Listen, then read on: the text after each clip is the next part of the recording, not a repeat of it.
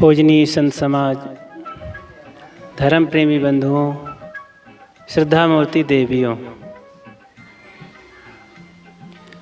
आए सब मिल कर के एक दो लाइन प्रार्थना सब लोग दोहराते हैं। दोहराने के लिए तैयार है ना? हाँ। आओ गुरु के भजन में हो जाए मगन, आओ गुरु के भजन में हो, आओ गुरु के भजन में हो जाए मगन,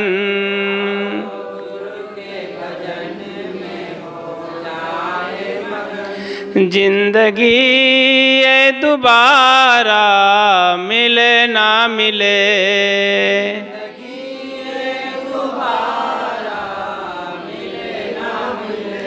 आओ प्रभु के भजन में हो जाए मगन,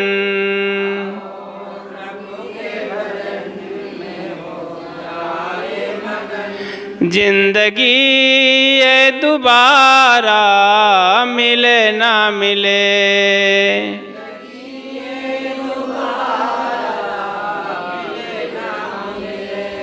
जलती श्वासों को प्यारे न खोना कभी, चलती श्वासों को खोना, चलती श्वासों को प्यारे ना खोना कभी, चलती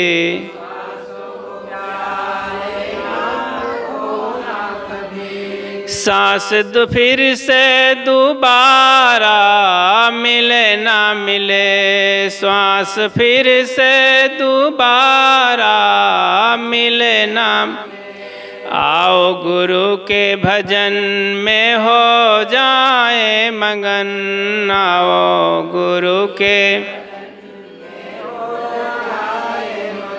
जिंदगी ये दोबारा मिले ना मिले,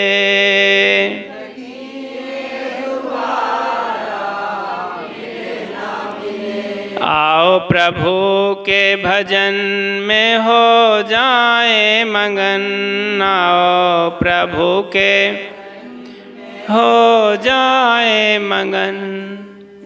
जीवन के तीन मुख्य पहलू हैं, उसको हम ऐसा कह सकते हैं, व्यक्तिगत जीवन, पारिवारिक जीवन और सामाजिक जीवन।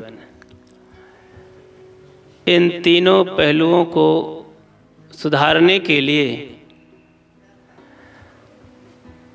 सारा कुछ जो आध्यात्मिक सांस्कृतिक कार्यक्रम होते हैं, तीनों को घेरे में अगर करते हैं तो सारे कार्यक्रम सार्थक होते हैं।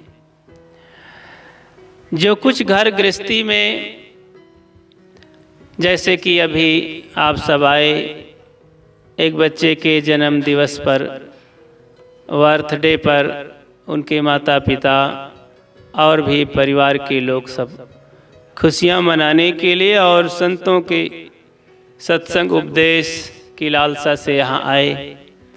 दूर से सैकड़ों किलोमीटर चल कर के आए। लोग अपने घरों में मना लिया करते हैं।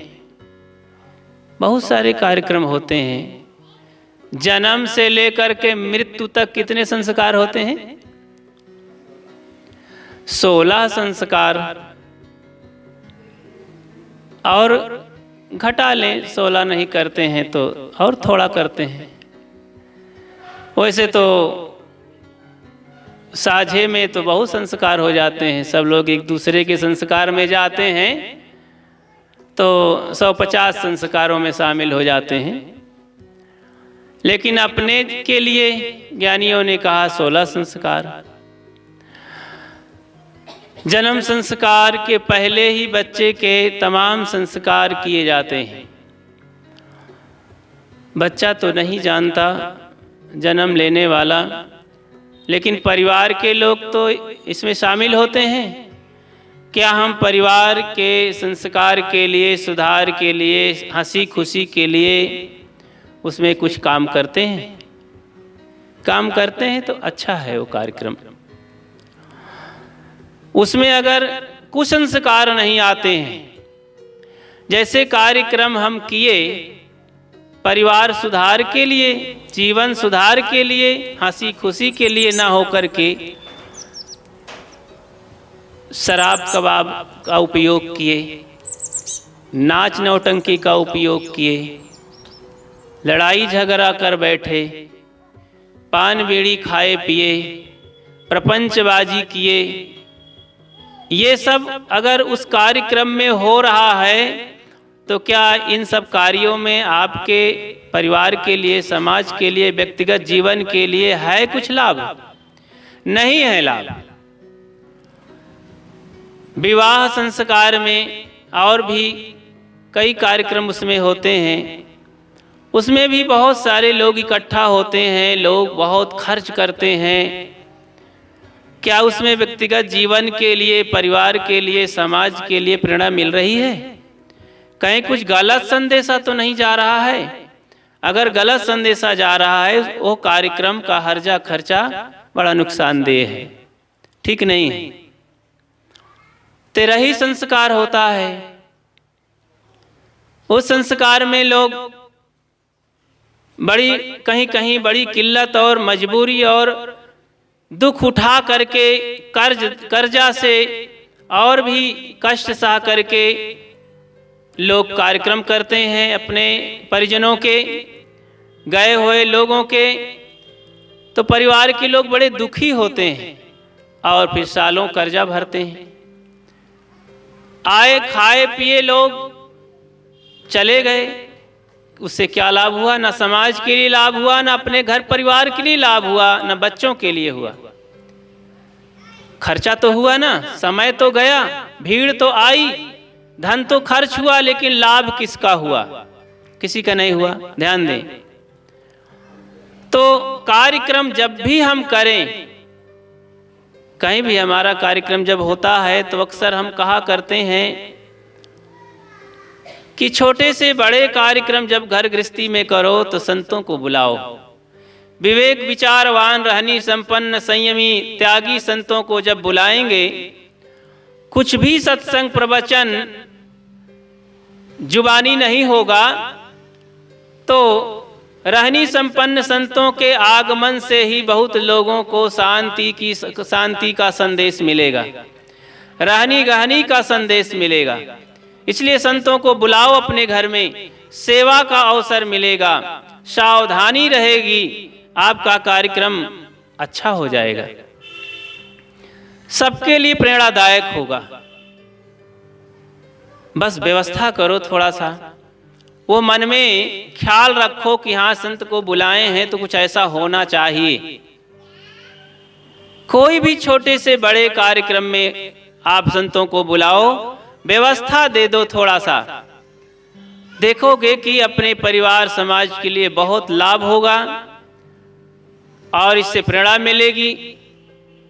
संत रहेंगे तो अपनी जुबान से, अपने जीवन आचरण से बहुत सारे संदेश दे करके जाएंगे। आपकी सेवा की हुई सेवा अकारथ नहीं जाएगी, निरर्थक नहीं होगी। तो इस तरह से अपने व्यक्तिगत जीवन के सुधार के लिए आप त्याग तप करें, संतों के पास जाएं, परिवार के लिए आप कुछ कार्यक्रम करें, संतों को बुलाएं, संतों के यहाँ जाएं, ग्रंथ पढ़ें, ध्यान चिंतन करें, और कहीं भी ऐसा सत्संग प्रोग्राम हो वहाँ जाएं, अकेले में बैठें, चिंतन करें, ध्यान करें, सोचें कि हमारा परिवार कैसे सुधरे और लायकदार बने, शांति से जीवन जी सके, ऐसी कुछ जिंदगी बनाएं। समाज के लिए चिंता करें। हमारा समाज जहां आप रह रहे हैं, जिस घेरे में रह रहे हैं, जिस गांव में रह रहे हैं, अपने रिश्तेदारियों के रिलेशन के बीच में जहां इकट्ठे होते हैं, वहां अपने जीवन से, कर्मों से कुछ शिक्षा दें। कभी सोचे हैं कि हमारे जीवन से क्या निकल रहा है? हर आदमी कुछ छोड़ता है ना। चोर जहां भी जाता है कुछ छोड़ के जाता है, साह जहां भी जाता है कुछ छोड़ के जाता है, शराबी जहां भी जाता है कुछ छोड़ के जाता है, ईमानदार सज्जन जहां भी जाता है छोड़ के जाता है। एक चरित्रवान स्त्री और पुरुष छोड़ कर जाते हैं, चरित्रहीन स्त्री और पुरुष कुछ छोड़ के जाते हैं। चरित्रवान क्या छोड़ के जाएगा? अपने अच्छे संस्कार छोड़ कर जाएगा। जैसे कोई शराबी यहां आया, कुछ बोला नहीं, पी करके आया था और चला गया खा पी करके, छोड़ के गया कि नहीं? जितने लोगों की नजर पड़ी, मन खिन्न हुआ ना? खिन्न हुआ कि खुश हुआ? देख करके मन दूषित हुआ, खराब हुआ ना? कुछ दिक्कतें महसूस हुई, अच्छा तो नहीं लगा उसके आने पर। और अगर बोलेगा तो क्या बोलेगा? वही तो गलत कुछ छोड़ के जाएगा ना। और कोई बाहर से आया, उसको देखते हुए जाते हुए देखा तो कह अरे यहाँ शराबी भी आते हैं क्या? छोड़ के चला गया वो।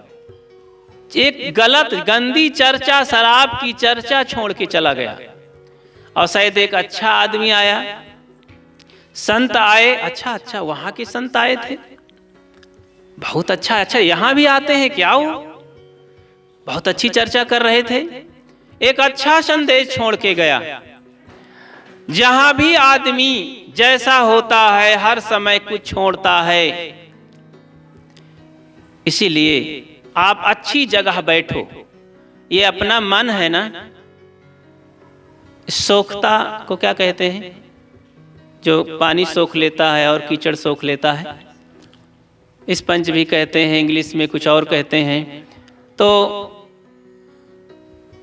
ऐसे ही हमारा मन सोखता के समान है।